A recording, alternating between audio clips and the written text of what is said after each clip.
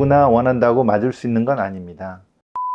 가 부족했다면 요요가 더 빠르게 올 수 있습니다. 안녕하세요. W성형외과 오혁수 원장입니다. 운동 없이 살을 빼주는 주사에 대하여 들어본 적 있으신가요? 위고비와 마운자로, 요즘 핫한 이 두 가지 주사가 바로 그것입니다. 그런데 효과만큼 부작용도 있어서 내가 맞아도 될까 고민하고 선뜻 시작을 망설이는 분들도 많았을 텐데요. 그래서 오늘은 위고비와 마운자로의 차이와 꼭 알아야 할 부작용과 주의사항에 대하여 정리해 드리도록 하겠습니다. 먼저 이런 주사들이 어떻게 살을 빼도록 도와주는 걸까요? 핵심은 호르몬 작용입니다. 위고비는 GLP-1이라는 호르몬을 이용해 식욕을 줄이고 포만감을 늘리며 위 배출을 늦추어 덜 먹도록 만드는 역할을 합니다. 마운자로는 GLP-1에 GIP까지 더하여 식욕 억제뿐만이 아니라 에너지 대사와 지방 분해까지 동시에 돕는 이중작용 구조입니다. 이 두 가지 약의 차이를 간단히 비교해 보겠습니다. 위고비는 세마글루티딘 성분으로 GLP-1 단일 작용을 하고 평균적으로 약 15% 정도의 체중 감량 효과가 보고되고 있습니다. 마운자로는 T제파타이트 성분으로 GLP-1과 GIP 이중작용을 하면서 평균 약 20% 이상 감량 효과를 보이기도 합니다. 하지만 누구나 원한다고 맞을 수 있는 건 아닙니다.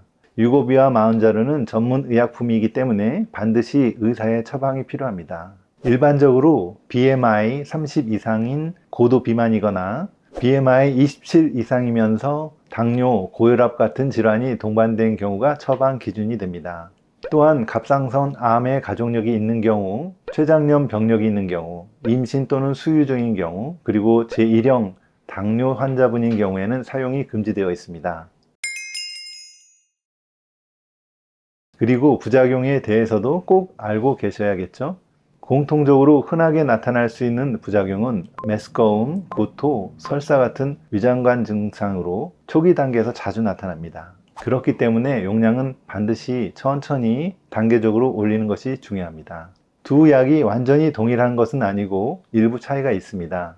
주사 부위 피부 반응을 보면 마운자로는 피부 발적이 약 8% 정도 보고되는 반면 위고비는 약 0.03% 수준으로 상대적으로 낮은 편입니다. 또 위고비가 먼저 출시된 약이다 보니 전반적인 데이터도 더 많이 축적되어 있는 상태입니다. 그리고 드물지만 반드시 주의해야 하는 부작용도 있습니다.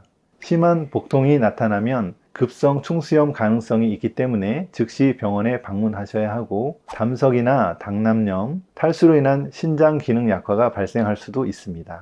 또 드물게 시력 변화나 기분 변화까지 보고되고 있으니 이러한 증상이 나타나면 반드시 전문의와 상담해야 합니다.